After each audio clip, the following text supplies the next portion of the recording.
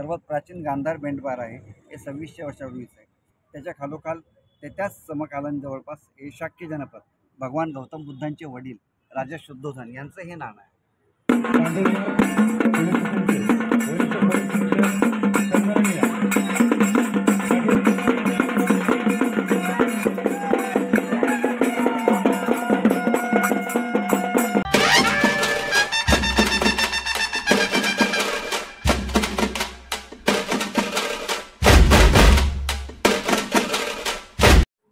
नमस्कार मंडळी, मी अमित रासम माध्यम वायटी या आपल्या युट्यूब चॅनलवरती आपल्या सर्वांचं पुन्हा एकदा मनपूर्वक हार्दिक स्वागत करतो. काही कारणास्तव आपल्याला व्हिडिओ टाकते आले नाहीत बरेच दिवस. तर आज आमच्या कांजूरमध्ये सांस्कृतिक प्रतिष्ठान यांनी भरवलेलं एक प्रदर्शन आहे आणि त्या प्रदर्शनामध्ये ऐतिहासिक नाणी तसेच शस्त्रास्त्र यांचं प्रदर्शन मांडलेलं आहे. ते आज आपल्याला पाहायला मिळणार आहे.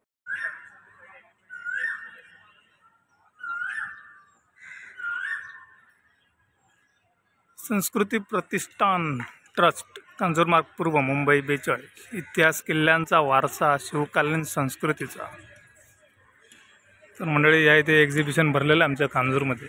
तर पाहूयात ते कशा प्रकारचे. विलास, तू संस्कृती प्रतिष्ठानमध्ये हे जे प्रदर्शन जे मांडलेलं आहे त्याबद्दल काय सांगशील थोडक्यात? नमस्कार. आपण सालाबादप्रमाणे संस्कृती प्रतिष्ठानच्या वतीने गुढीपाडव्यानिमित्त दरवर्षी आगळेवेगळे कार्यक्रम करत असतो. यावर्षी आपण एक महाराष्ट्राची शिवसंस्कृती दाखवण्याचा प्रयत्न केलेला आहे. तुम्ही बघितलं असेलच की दोन महिन्यापूर्वी छावा चित्रपट आला. छावा चित्रपटाचा इम्पॅक्ट लहान मुलांवरती इतका झाला की लहान मुलांना महाराजांबद्दल एक कुतूहल निर्माण झालं. त्याच्यावरतीच एक संकल्पना मांडण्याचा विचार केला की आपण शिवाजी महाराजांच्या आणि संभाजी महाराजांच्या काळातली नाणी ही आपण लोकांसमोर मांडू, जेणेकरून लोकांना एक आगळीवेगळी माहिती मिळेल. तसं आम्ही नाण्यांचं प्रदर्शन तर आहे, पण शिवाजी महाराजांच्या काळातली शस्त्र देखील आम्ही इथे ठेवलेली आहेत. गडकिल्ल्यांचे ते आम्ही या ठिकाणी फोटो प्रदर्शन ठेवलेलं आहे. म्हणजे कांजूरच्या लोकांना एक वेगळं काहीतरी बघायला मिळेल. मला असं वाटतं की आम्ही 3-4 वर्षापूर्वी शस्त्र प्रदर्शन म्हणजे पूर्ण शस्त्र प्रदर्शन या ठिकाणी होतं, पण त्या थीमबरोबरच आम्ही यावर्षी फोटो प्रदर्शन, नाणी प्रदर्शन आहे. पण त्याचबरोबर शंभूराजांच्या काळातील शंभूराई नाणी, जे एक रेअर नाणं आहे, ते आपण या ठिकाणी ठेवलेलं आहे. तसंच आदिलशाहीमधलं एक नाणं, ते देखील आपण या ठिकाणी ठेवलेलं आहे. तुम्ही जरूर या 2 दिवस हा कार्यक्रम आहे.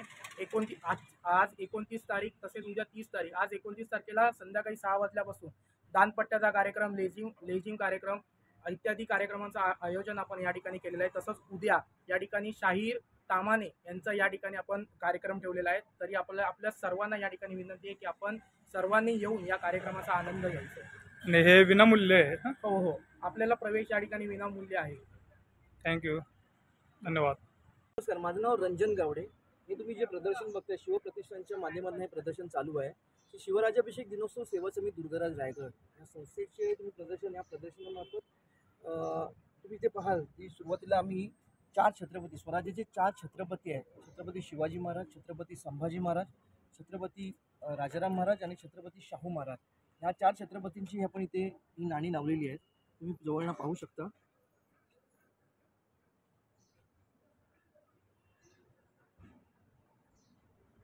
तसेच या प्रदर्शनामध्ये 1999 साली शासनाने काढलेली छत्रपती शिवाजी महाराजांची मुद्रित असलेली नाणी, त्यामध्ये तुम्ही बघाल 4 मिंट आहेत: कलकत्ता, नोएडा, मुंबई आणि हैदराबाद. तसेच रायगडावर जी सापडली आहेत, जी शिवराई आहे, त्या शिवराई पण तुम्ही ह्या प्रदर्शन पाहू शकता. तसेच माझ्या कलेक्शनमधील काही शिवाजी महाराजांच्या मुद्रित काही नाणी आहेत, ती पण तुम्ही पाहू शकाल. ही शासनाने पाडलेली छत्रपती शिवाजी महाराजांची मुद्रित नाणी आहे. हे नाणं कधीच आहे?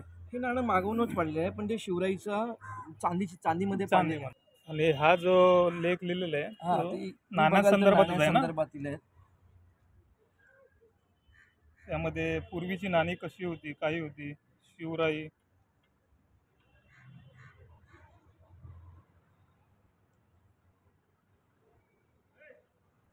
इथे पाहाल तर तुम्ही इथे शिवराईचे काही प्रकार लावले आहेत. त्यामुळे छत्रपती शिवाजी महाराजांचा राज्याभिषेक झाला 6 जून 1674, म्हणजे ज्येष्ठ शुद्ध त्रयोदशी.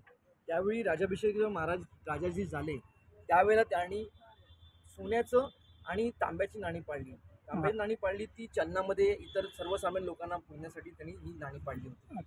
आणि त्यामध्ये तुम्ही त्यांच्या फ्रंट भागाला बघाल श्री राजा शिवा आणि मागच्या बाजूला छत्रपती. ही नाणी 1674 पासून ते पेशवेकालीन नाणी पण चालेल. काही पेशव्यांनी पण शिवराई पाडली आणि त्याला आपण दुधांडी म्हणतो. दुधांडी. त्यामध्ये ते राजा शिव लिहिलेलं असतं आणि त्याच्यानंतर 2 दांड्या अशा असतात, त्याला आपण दुधांडी म्हणतो. 6 जून 1674 रोजी छत्रपती शिवाजी महाराजांचा राज्याभिषेक झाला. या राज्याभिषेकाच्या दिवशी महाराजांनी 2 नाणी पाडली. एक सोन्याचं नाणं पाडलं, त्याला शिवराई होन म्हणतात. हा तुम्ही मुलांना बघताय. त्याच्या सुरुवात म्हणजे एका बाजूला छत्रपती आणि दुसऱ्या बाजूला श्री राजा शिव. त्याचं वजन 2 ग्राम 80 म्हणजे 2.80 ग्राम होतं. आणि ते हा होन आलेल्या राज्याभिषेकाला आलेल्या प्रमुख व्यक्तींसाठी आणि ह्याच होननी छत्रपती शिवाजी महाराज आणि जिजाऊबाईंचा राज्याभिषेक झाला. त्यांची तुला झाली, त्या तुलेसाठी ह्या होन वापरला गेला. आणि त्याच्या उजव्या बाजूला तुम्ही बघताय ते आदिलशाही लारीन आहे. आदिलशहाचं ते नाव आहे. हे आहे लारी नाणे, जे म्हणजे अली आदिल शहा दुसरा त्याच्या काळात पाडलेलं हे एक नाणं आहे. आणि त्याबद्दलची ही सर्व माहिती ह्या इथे उपलब्ध आहे.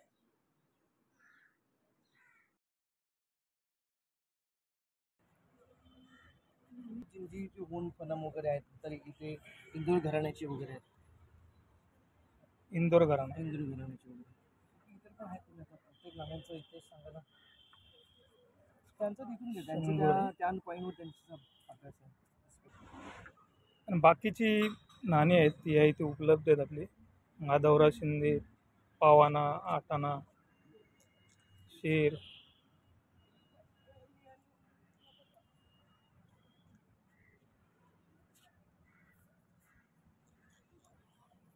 आणि छत्रपती शिवाजी महाराजांनी मुरगुड कोल्हापूर येथील रुद्राप्पा नाईक यास लिहिलेल्या मोडी लिपीतील पत्र. मोडी लिपी पहा अशी आहे. आताच्या काळात क्वचित असे लोक असतील ज्यांना ही वाचता आणि लिहिता येत असेल. आणि अशा ह्या मोडी लिपीचे क्लासेस देखील घेतले जातात.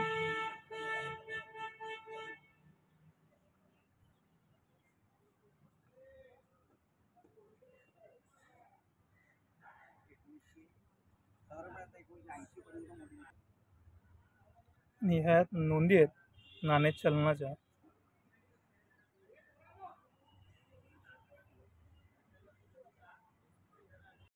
आलमगीर, औरंगजेब, अकबर यांच्या काळातील नाणी आणि शिवराई नाणी देखील आहेत.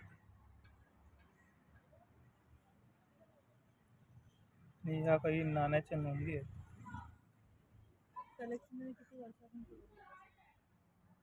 तर काका आपलं नाव काय? विजय विक्रांतकर. विजय विक्रांतकर.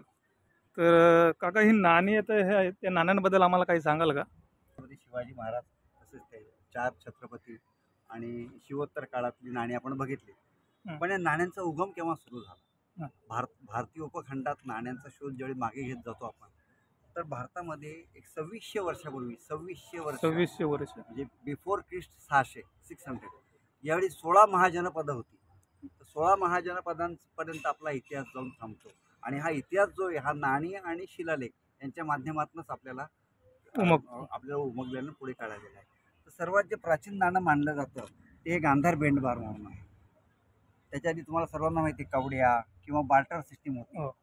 एक वस्तू द्या, दुसरी वस्तू घ्या. पण ते युनिक असायचं नसायचं. माझ्याकडे जास्त पिकते, यांच्याकडे कमी पिकते, धान्य स्वरूपात व्यवहार केला जायचा. मग त्याला काहीतरी युनिक आहे, काहीतरी हे पाहिजे म्हणून नाण्यांचा त्यावेळी वापर सुरू झाला. हे सर्वात प्राचीन गांधार बेंडबार आहे हे 2600 वर्षापूर्वीच आहे. त्याच्या खालोखाल त्याच समकालीन जवळपास हे शाक्य जनपद भगवान गौतम बुद्धांचे वडील राजा शुद्धोधन यांचं हे नाणं आहे शाक्य जनपद. तसंच हे कौशला जनपद आहे. अशीच ही वेगवेगळ्या जनपदांची नाणी आहेत. कालीन काळातलं सर्वात छोटं नाणं म्हणून मशक म्हणून ह्या नाण्यांचा उल्लेख होतो. ठीक आहे. हो, हे 2 आहेत बघा.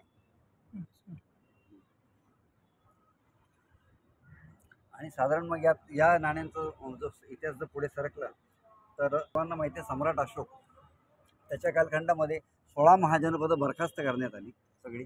आणि त्यावेळी यांनी स्वतःचं राज्य मगध जे हे साम्राज्य म्हणून त्यांनी स्वतःच एक विकसित केलं. मग त्यांनी सगळी नाणी बंद करून स्वतःचीच एक चलनीय नाणी स्वतःच्या राज्याची ही याला पंचमार्क कॉईन म्हणतात, ही त्यांनी अस्तित्वात आणली. चलन चालू केलं स्वतःचं. तसंच आपण ज्यावेळी पुढे सरकतो त्यावेळी भारतावरती यांच्या काळामध्ये परकीय आक्रमणं झाली. जसं कुशाण आहे, हून आहेत, माऊस आहे, शकांचा माऊस राजा, यांनी आक्रमणं केली याच्यावर भारतावरती. त्यांची पण नाणी आहेत. तशीच त्या प्रमाणामध्ये आपण जे महाराष्ट्राचा इतिहासात ज्यावेळी आपण येतो त्यावेळी सातवाहन काळापर्यंत आपण मागे जातो. नाणेघाटचा शिलालेख आपण बघतो, तशी सातवाहनांची नाणी, तर ही तशी सातवाहनांची नाणी आहेत. आता हे बघा, हे त्यातलं नाणं आहे श्री सातवाहन. तर हे पोटीन धातूचं नाणं आहे. पोटीन मिश्र धातू आहे त्यावेळेचा, त्यावेळी. लीड आणि कॉपर. अच्छा. हां, तर त्याचं हे नाणं आहे बघा. याच्यावरती हे ब्राह्मी लिपीमध्ये लिहिलेलं आहे. ही ब्राह्मी लिपी आहे. हिची उकल जी आहे ती साधारणपणे ही उकल होतच नव्हती. ही काय लिपी आहे किंवा काय. ब्रिटिश अधिकारी जेम्स प्रिन्सेप हा कलकत्त्याच्या टाकसाळीमध्ये आला त्यावेळी 1920 ते 1940 या कालावधीमध्ये यांनी या ब्राह्मी लिपीतल्या नाण्यांचा उकल केला. आणि या उकल त्यांनी ह्या पद्धतीने केलेला आहे. समजा हे नाणं आहे, याच्यावरती काय लिहिलेलं आहे, तर त्या प्रमाणात या त्यांनी असं या पद्धतीने उकल केलेलं आहे. हे तुम्हाला एक दाखवायचं, हे पॅटर्न ठेवलेलं आहे. आणि अशा पद्धतीने या नाण्याचं उकल करून आपली भाषा तत्कालीन ब्राह्मी लिपी जी म्हणजे बोलीमध्ये ब्राह्मी आहे आणि लेखीमध्ये पाली होती त्यावेळी. पाली. तत्कालीन पाली लिपी. कालामध्ये. हां, मौर्य काळामध्ये त्याची मौर्य लिपी होती, काळात. पाली लिपी. प्रत्येक काळात मौर्य काळाची थोडीशी ब्राह्मी थोडी वेगळी, हां. त्याच्या आधीची वेगळी, सातवाहन काळाची जो डिझायनर असं वेगळा. पण त्यावेळची ब्राह्मी लिपीचा हा या व्यक्तीने हे केल्यामुळे आपली नाण्यांची उकल शक्य झाली. आपल्याला समोरच दिसणारी ही शस्त्रास्त्र आहेत शिवकालीन, म्हणजेच ऐतिहासिक शस्त्रास्त्र आहेत, ज्यामध्ये मराठा तलवार, खंजर, त्याचबरोबर दांडपट्टा आणि अशाच प्रकारची विविध शस्त्रास्त्र या इथे प्रदर्शनासाठी मांडण्यात आलेले आहेत. अण्णाभाऊ साठे दांडपट्टा पथक या ठिकाणी उपस्थित झाले आणि आता ह्या ठिकाणी मैदानामध्ये दांडपट्ट्याचा प्रात्यक्षिक आपल्याला पाहायला मिळालं. महाराज गणपती गज अश्वपती भूपती प्रजापती स्वर्णरत्न श्रीपती अष्टावधान जागृत अष्टप्रधान वेष्टित न्यायालंकार मंडित शस्त्रास्त्र शास्त्र पारंगत राजनीती धुरंधर प्रौढ प्रताप पुरंदर क्षत्रिय कुलावतंस सिंहासनाधीश्वर महाराजाधिराज श्रीमंत श्री श्री श्री श्रीमान योगी श्री छत्रपती महाराज की धर्मवीर सुरक्षक छत्रपती संभाजी महाराज की स्वराज जननीय राजमाता वीरमाता जिजाऊ की. धन्यवाद.